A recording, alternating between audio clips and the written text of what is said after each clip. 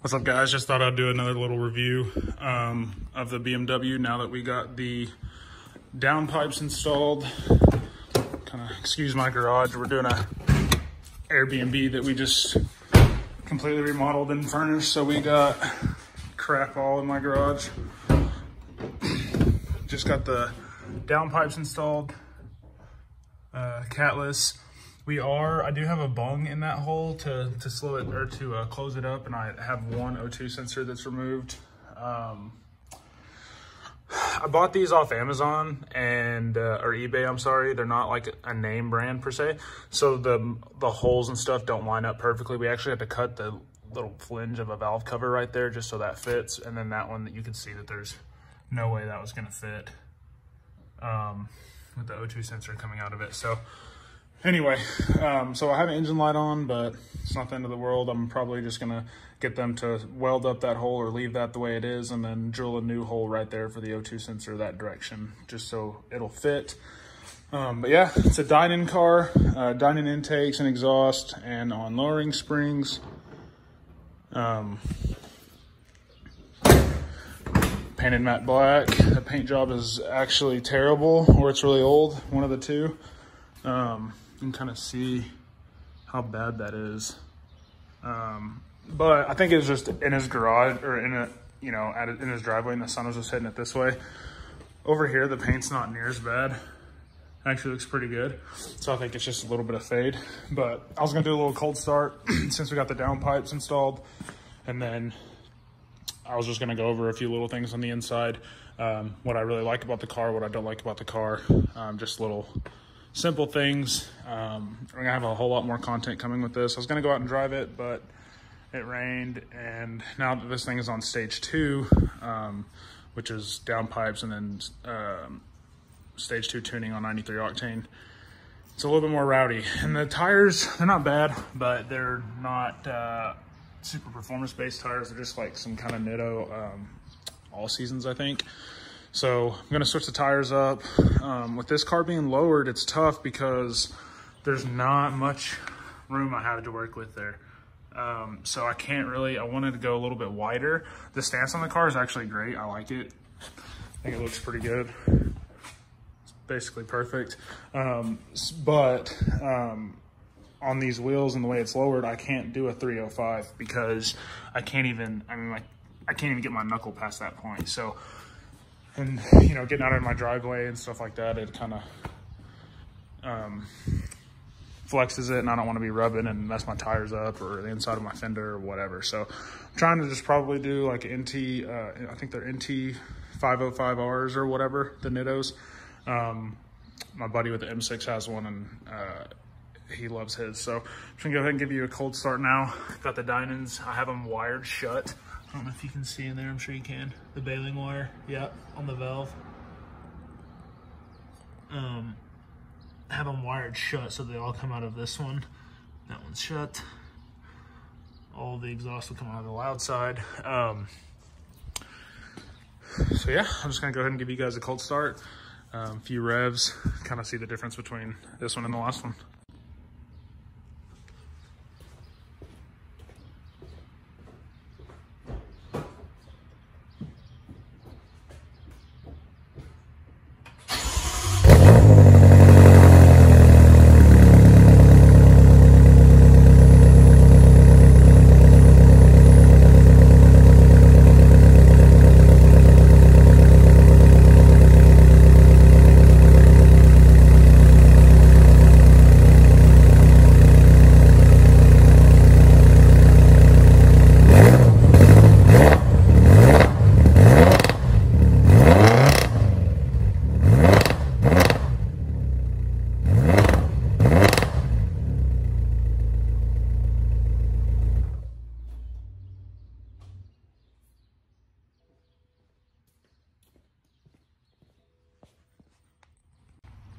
Okay, so there's a little cold start.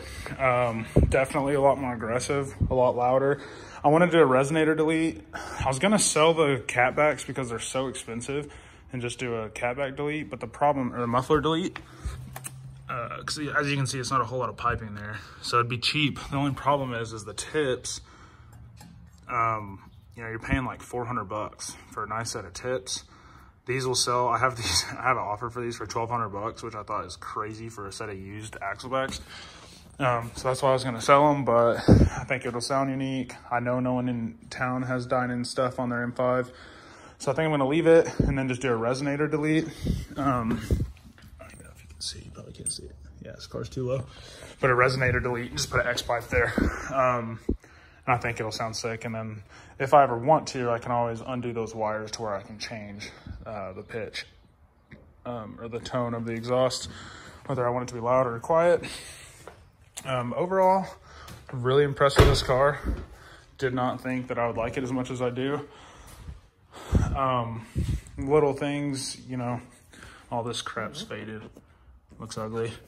Gonna have to replace all that, but all good. The brakes squeak, but from what my buddy says with the M6 is you'll never get rid of it. The headlights are pretty good. This is a 13, so it was before the facelift. Love the way the fenders stick out on the M5s compared to like the other models. Never really noticed it until I had one, how aggressive they are. But yeah, man, overall, love the car. The only complaints that I had with it being stock, well, one, the steering wheel, much like my C6 Z06, is absolutely hideous. They think that just like adding this onto it makes it that much better, you know. The paddles are nice, they're responsive, and they're like firm, they don't feel cheap, so that's nice.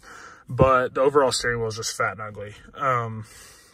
The 14 pluses, they fix this, and it looks a lot better. So it's gonna be kind of a little bit dark in here just because I'm in my garage, but the instrument cluster is good, or the gauge cluster is good. For it not being digital, it's actually really nice. Can I turn it on there? It's actually really nice.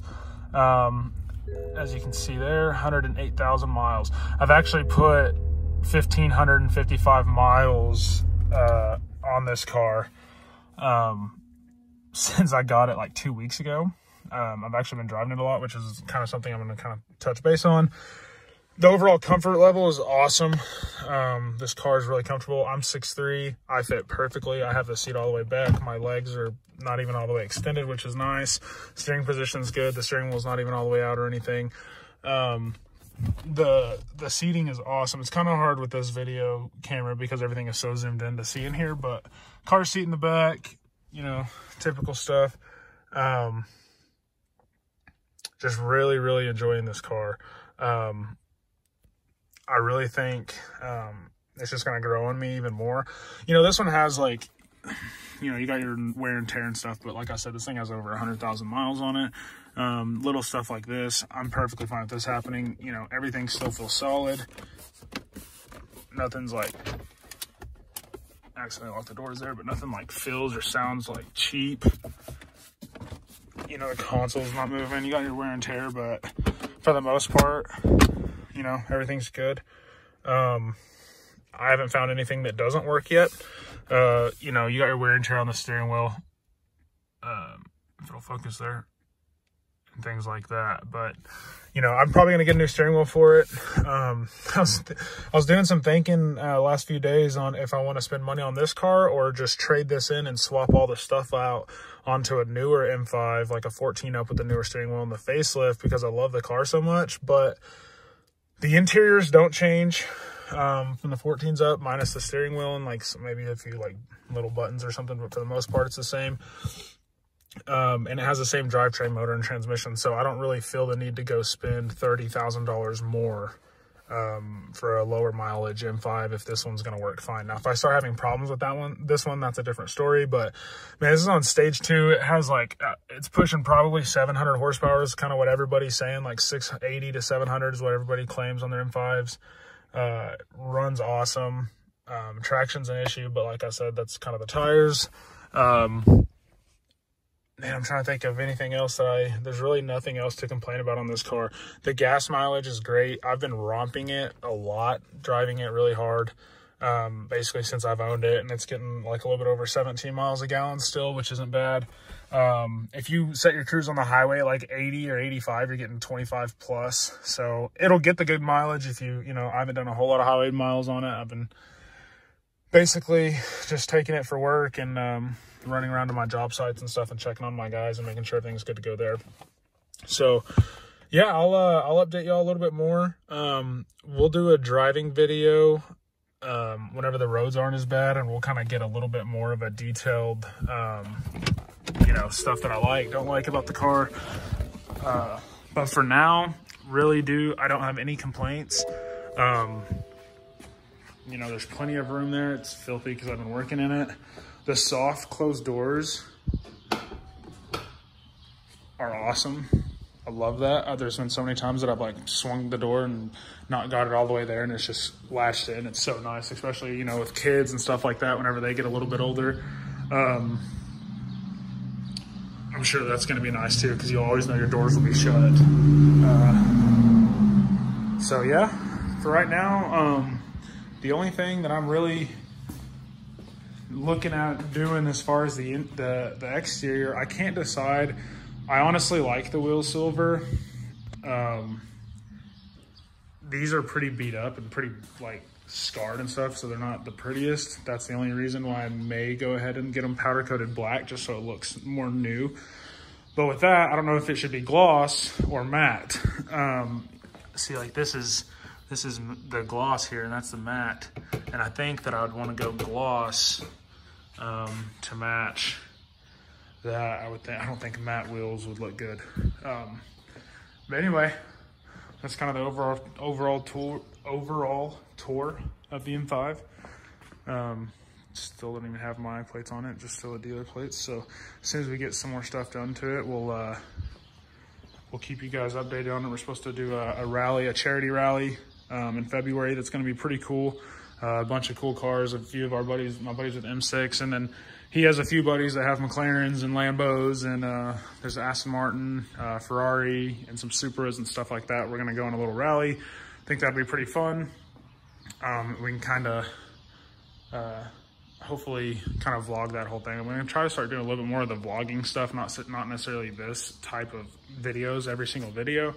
I just haven't really had time like I thought I would to get out and go do stuff and have something that people actually want to watch. So, but yeah, we'll kind of go from there. Update on the Bronco. The Explorer's right behind us.